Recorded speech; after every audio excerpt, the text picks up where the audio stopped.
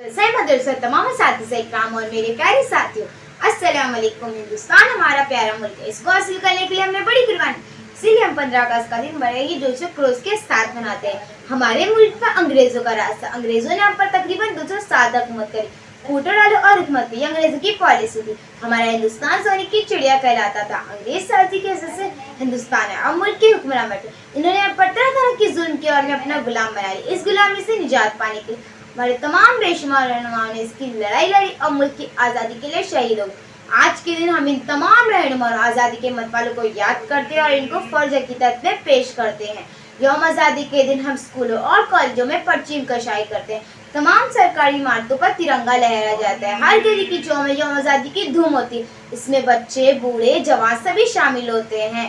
हमारे वजीर आजम लाल किले पर तिरंगा लहराते हैं और मुल्क से खिताब होते हैं।